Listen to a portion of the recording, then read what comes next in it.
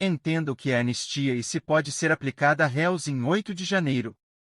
Em ato do último domingo, em discurso proferido no dia 25 de fevereiro de 2024, o ex-presidente Jair Bolsonaro pediu anistia aos réus do 8 de janeiro, data em que manifestantes invadiram as sedes dos três poderes, em Brasília, no chamado Dia da Infâmia. É uma anistia para aqueles pobres coitados que estão presos em Brasília. Nós não queremos mais que seus filhos sejam órfãos de pais vivos. Nós já anistiamos no passado quem fez barbaridades no Brasil.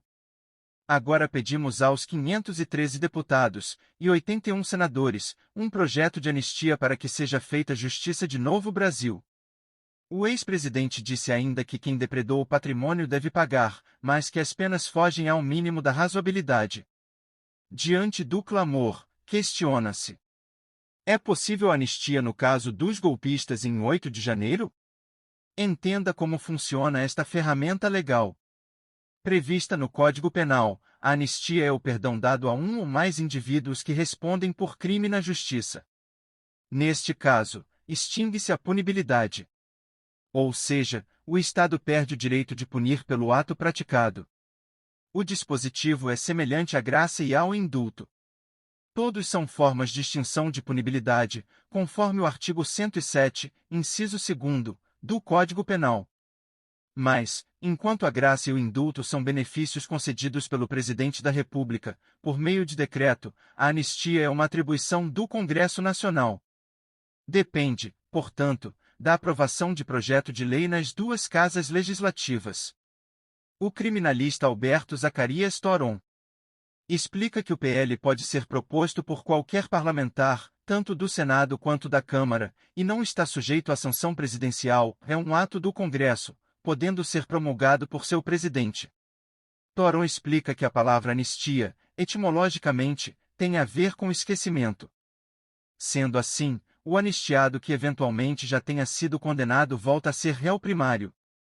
A anistia rescinde os efeitos primários e secundários de uma condenação.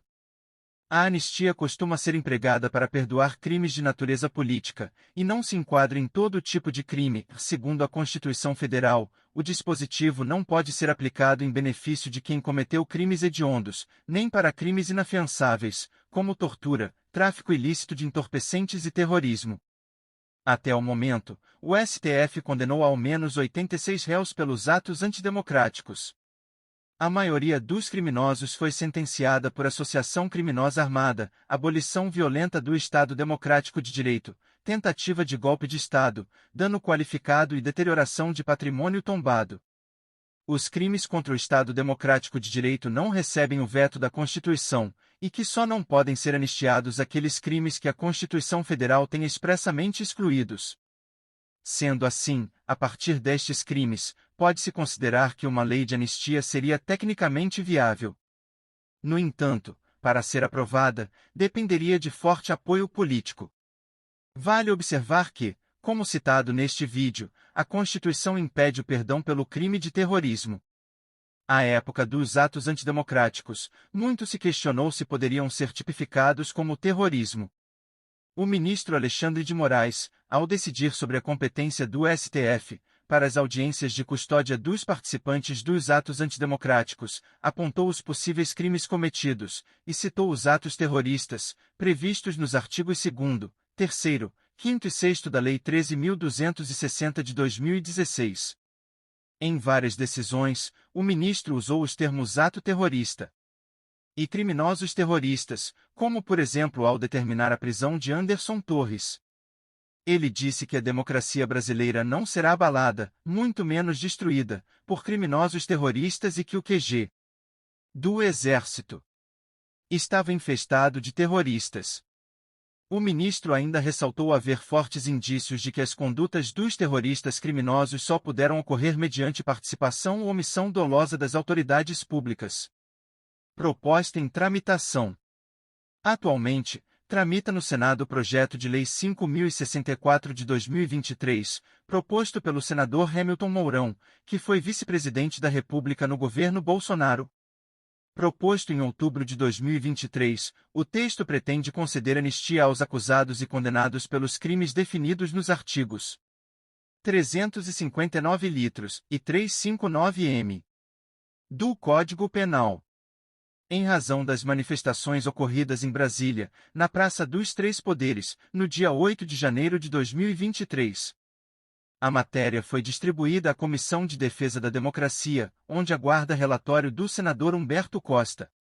Em consulta pública no site do Senado, os votos populares estão divididos, até a publicação dessa matéria, 392.354 votaram a favor da anistia, e 372.645 votaram contra. O texto proposto por Mourão não alcança as acusações e as condenações pelos crimes de dano qualificado, deterioração de patrimônio tombado e associação criminosa. Mourão propõe o projeto de lei de anistia a réus do 8 de janeiro. Em 28 de agosto de 1979, o Brasil aprovou a Lei 6.683 de 79. Chamada Lei da Anistia, que perdoou crimes políticos cometidos entre setembro de 1961 e agosto de 1979, durante a ditadura militar, além de crimes conexos.